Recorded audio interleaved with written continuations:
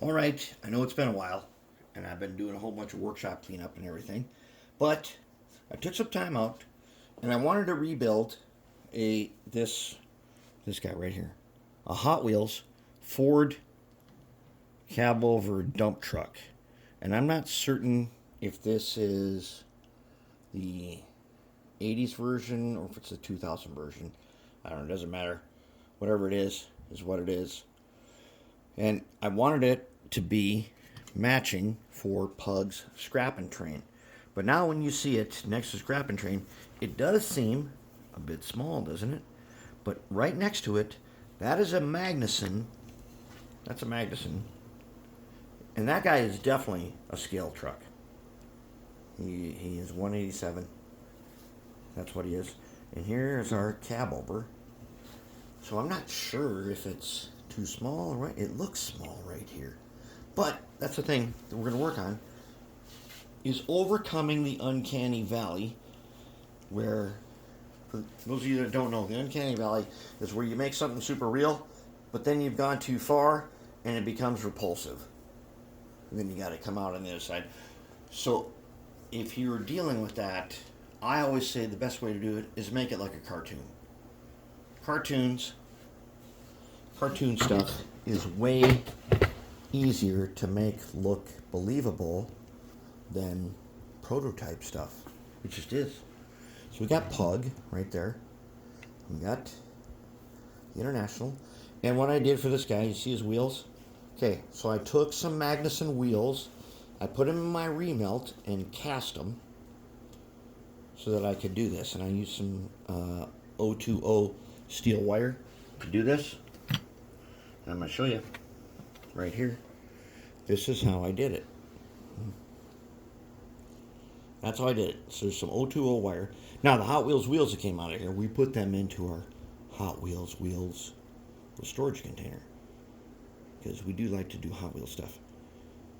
So some of you will know based on those two numbers there which version this is. And so the wheels, when you look at them close like this, they don't look that great. But when you stand back a ways, I know the hubs don't match, but they're not terrible. They're good enough for what we're doing. They're plenty good enough. And then the dump bucket, it's on here. So what I did with the dump bucket is, so I made it look like the scrapping train right there. And it was missing this back gate here. And I just made one out of copper. And then I took some brass rod. I'll touch that up again so you can't see the brass. And I just made one to just hang back here. It's not really going to matter. However, wherever we place this, I doubt you'll get a good look at the backside.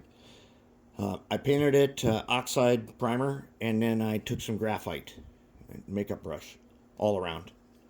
Then I had to paint the cab purple so we would know this is from Pug's Scrapyard.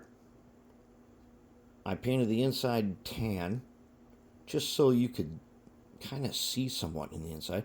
And I polished up the window and stuff. I think it's acceptable. Now, if you're looking for a good Hot Wheels restore, this is not it. This is not the guy who's a great Hot Wheels restore. He's good enough for what we're doing. That's what he is. And that's all we need. He's going to sit somewhere in the background. I'm probably not even going to, I don't think I'm even going to attach these yet. I might later, and if I do, the way I'm going to do it is these rivets that sit in these holes right here. I'm not going to do the thing where you tap and you screw it together. And, well, I don't know. I could. We'll think about it.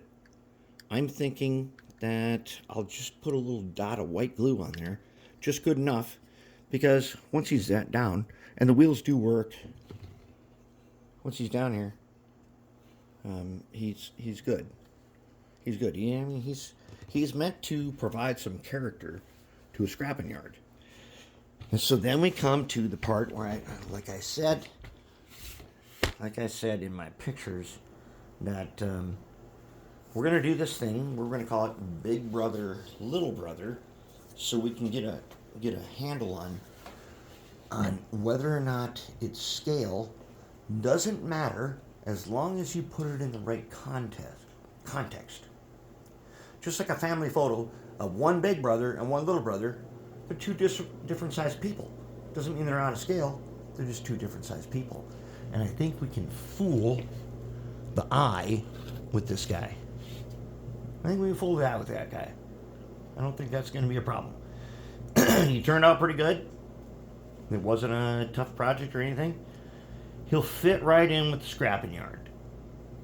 And so as you can see the fuel tank there, that's just graphite over the top of Rust-Oleum brown camouflage. That's all it is. So there he is. I think he turned out okay. And he's going to be a prop somewhere. He'll be just fine. This is actually a really cool truck. I really like this truck. And, you know, look at the purple. That is contrast paint from Citadel. So he doesn't look like a rust bucket, but he definitely looks like he is a bit on the dirty side, which he would be in a scrapyard. And then I just did a little brush on the outside of the box there with some graphite, and I'm calling it. He's good enough. He's going to be great in the scene, and that's good to go.